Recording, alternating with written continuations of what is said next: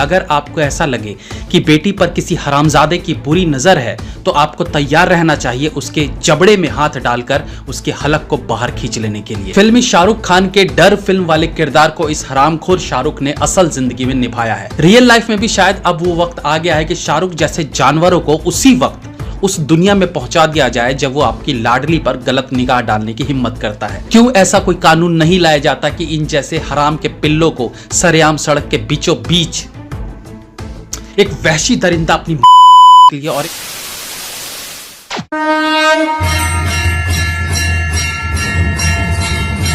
घर में जब बेटी पैदा होती है ना तभी वो एक संपूर्ण परिवार कहलाता है। बेटी से घर में रौनक आती है, घर का संस्कार बढ़ता है, लेकिन साथ ही साथ पिता की जिम्मेदारी बढ़ जाती है क्योंकि आज का ये दूषित समाज, इस समाज में बैठे कुछ कुंठित प्रवृत्ति के जानवरों की नजरें हमारी बेटियों पर हैं। इसलिए अब वो समय आ चुका है कि अगर आपको ऐसा लगे कि बेटी पर किसी हरामजादे की बुरी नजर है तो आपको तैयार रहना चाहिए उसके जबड़े में हाथ डालकर उसके हलक को बाहर खींच लेने के लिए।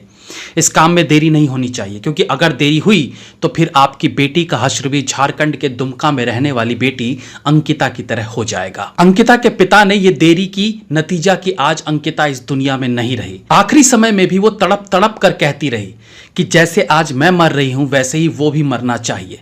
लेकिन मैं तो कहता हूं वो वैसे भी क्यों मरे, उसकी मौत इससे भी ज्यादा दर्दनाक होनी चाहिए।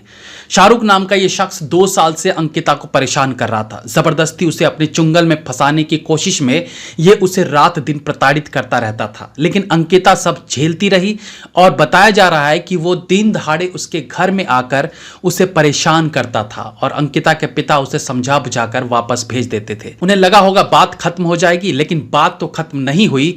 हाँ, अंकिता जरूर खत्म हो गई। जी हाँ, इसे कहते हैं लव जिहाद।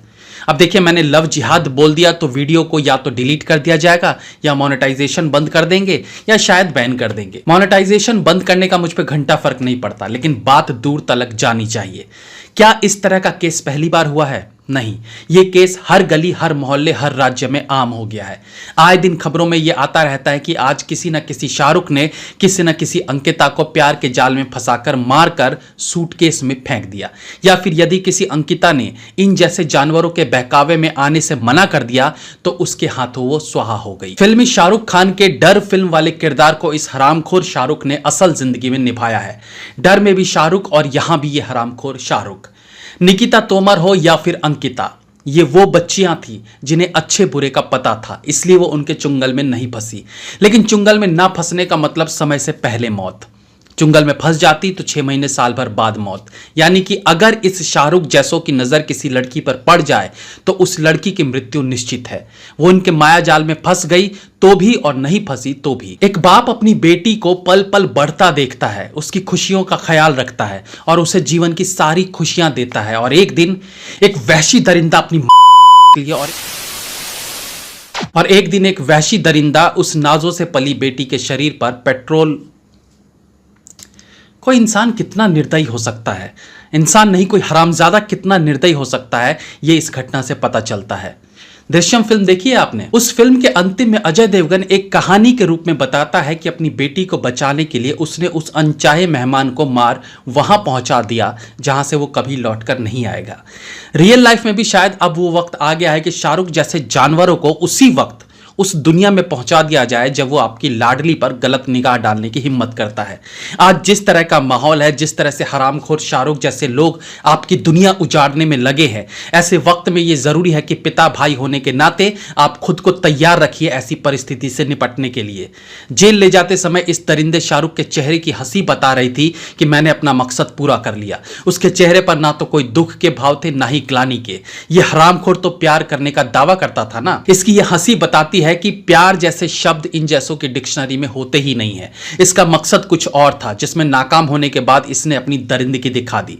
सरकार से मेरा एक ही सवाल है, क्या शाहरुख को ऐसी सजा मिलेगी जो आने वाली पीढ़ियों के लिए, इन जैसे हरामियों के लिए एक मिसाल बने? क्या उसे अंकिता की तरह तड़पते हुए इस दुनिया से विदाई दी जाएगी, या सारे सबूत, सारे साक्ष्य होने के बाद भी ये जानवर 2-4-5 साल में बेल पर बाहर आकर फिर किसी नई अंकिता की तलाश करने लगेगा?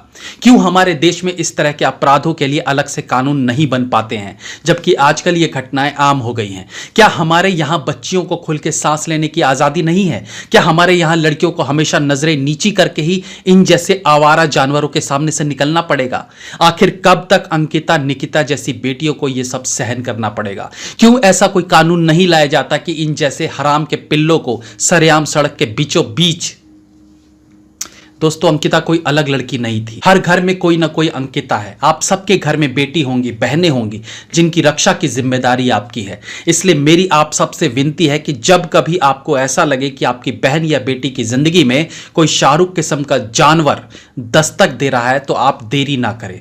ना ये उम्मीद करें कि आपके समझाने से वो समझ जाएगा। आपको तुरंत एक्शन लेना होगा। आप तुरंत इस बात की जानकारी पुलिस को दें। ऑन कैमरा तो यही बोलूंगा, बाकी आप चुप मत बैठिए। इस दुनिया में शाहरुख जैसे हरामजादे हैं तो अच्छे लोगों की भी कमी नहीं है। बात कीजिए सबसे और एक परमानेंट हल निकालिए।